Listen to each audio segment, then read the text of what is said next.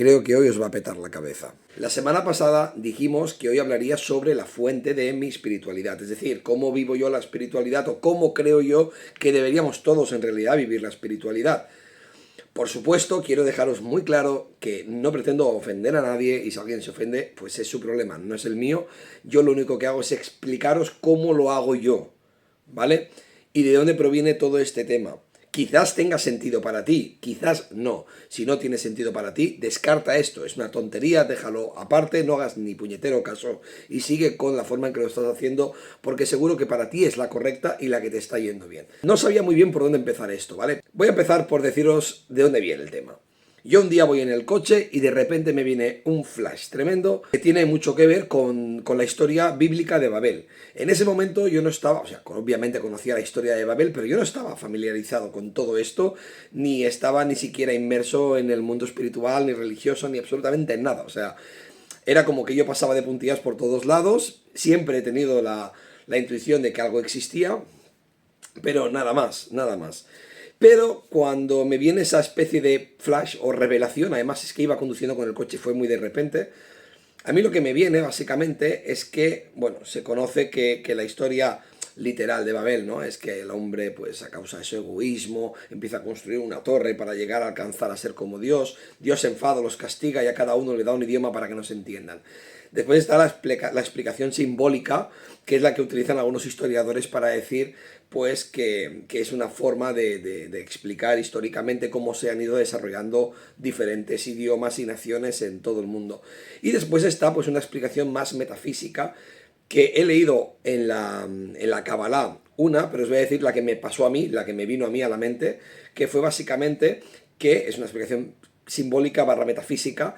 El hombre quiere ser como Dios, quiere alcanzar a Dios, pero Dios no quiere que el hombre llegue, o sea, la finalidad del hombre es llegar a Dios, pero Dios no quiere que llegue de cualquier manera ni de forma fácil, sino que tenga o deba trabajar para purificar su alma en todo lo posible. Para eso y para obligar a trabajar al hombre, Dios lo que hace no es dar un idioma a cada hombre, sino dar un lenguaje a cada hombre. De manera que una persona será atea, otra será budista, otra será musulmana, otra será cristiana, todos hablarán el mismo idioma, pero ninguno se va a entender. ¿Tiene sentido?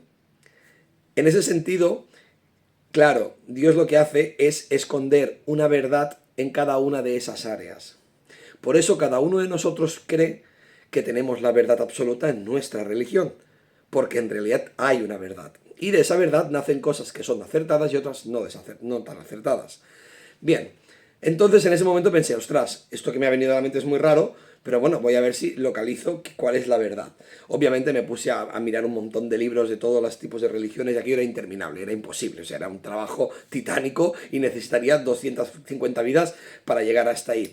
Así que, pues pedí que me dieran una ayuda y ¡pam!, apareció en mi vida lo que tratamos en este canal, que son las experiencias cercanas a la muerte.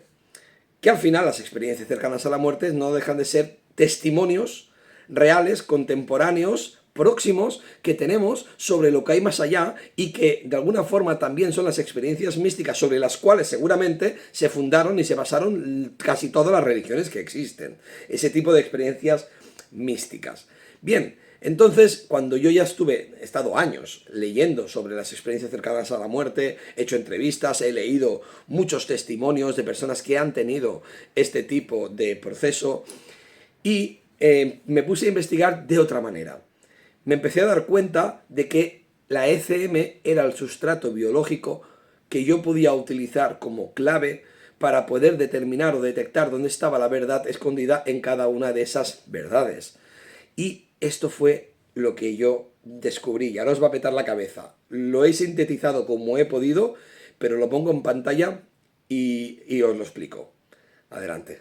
Como veis, a ver, la parte de arriba yo he dibujado en plan así, pues de coña, ¿no? A Dios como el triángulo y el ojo, porque es algo simbólico, pero bueno, cada uno que se imagine lo que quiera, como si quieren imaginarse ahí un botón. Me da absolutamente lo mismo. Bien, si os fijáis, la parte de abajo pone ECM, es el sustrato, ¿no? Es el sustrato biológico de toda esta historia, o sea, es en lo que yo baso básicamente eso. Entonces, veis que en medio arriba está la Cábala.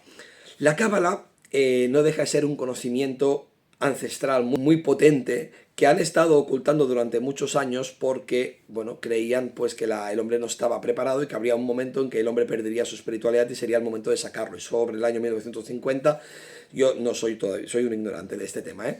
Pero bueno, salió la Cábala y la Cábala nos viene a explicar algo muy curioso, y es que coincide totalmente con lo que dicen las experiencias cercanas a la muerte, con el funcionamiento y tal. Creen en la reencarnación, creen que vivimos muchas vidas, y lo que dicen básicamente, y os voy a hacer una síntesis, es que el creador, la fuente, Dios, es el deseo de dar, ¿vale? Y nos ha hecho con el deseo de recibir. El hombre tiene una misión en esta existencia que es la de aprender y evolucionar. Y lo hace recibiendo para volver a dar. ¿Cómo se le da a Dios? Pues se le puede dar directamente o se le puede dar dando a su creación. Bien, entonces me di cuenta de que había una serie de religiones que a mí me enseñaban a recibir. Y ellas eran el budismo, el taoísmo y el hinduismo.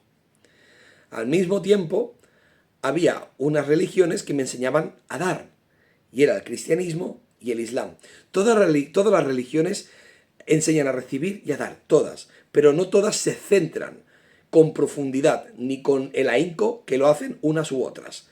Las del budismo, taoísmo e hinduismo se centran mucho más en la introspección y en el crecimiento interior, porque ellos entienden eso como, ellos entienden que uno somos todos. Por lo tanto, cuando tú mejoras, cuando tú eres mejor, obviamente estás favoreciendo al resto.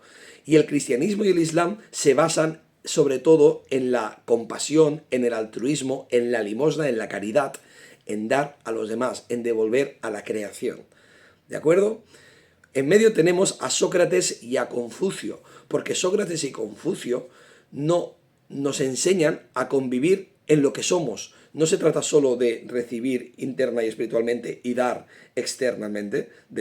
No solo tenemos que ir de fuera adentro y de dentro afuera, sino que además tenemos que convivir con los nuestros. Y convivir con los nuestros en una sociedad en la que no necesariamente debamos constantemente ser altruistas, pero sí saber convivir con corrección. Y eso nos lo enseña Sócrates y Confucio. Y por otro lado, la Cábala dice que el hombre, el último fin del hombre, es que, como el alma no está acostumbrada, no está tan vinculada a la naturaleza como lo estaría el ser humano sin el alma debe aprender a conectar con la naturaleza.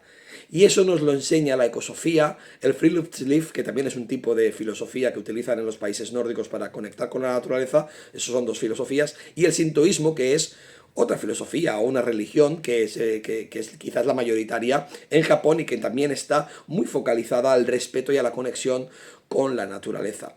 Esto que veis que pone G o M, básicamente es porque es la gratitud, la oración y la meditación. Esto yo creo que si hacéis una pequeña revisión donde están situadas, podéis llegar a muchas conclusiones. Y a todo esto yo lo llamo Babel, es mi propio babelismo. Bueno, esto es algo que yo me he inventado, esto es algo que a mí me funciona, esto es algo que a mí me ayuda a conectar conmigo, con los demás, con la naturaleza y a entender la cosmovisión de cómo debo comportarme como alma, pero quizás esto para ti no tiene ningún sentido. Es posible que todo esto te haya petado la cabeza o que tengas que ver el vídeo 2 veces para intentar comprender lo que te estoy diciendo.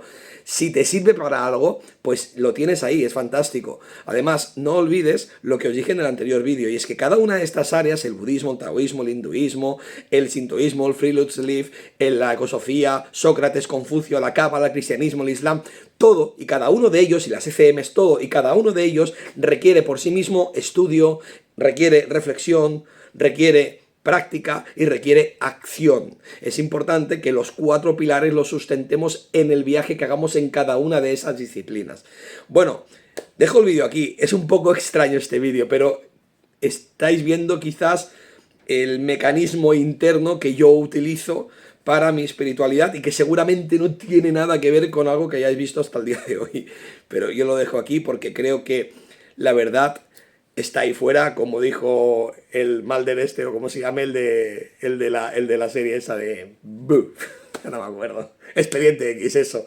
Bueno, lo dejo aquí que estoy muy espeso. Me voy a tomar un café. Chao.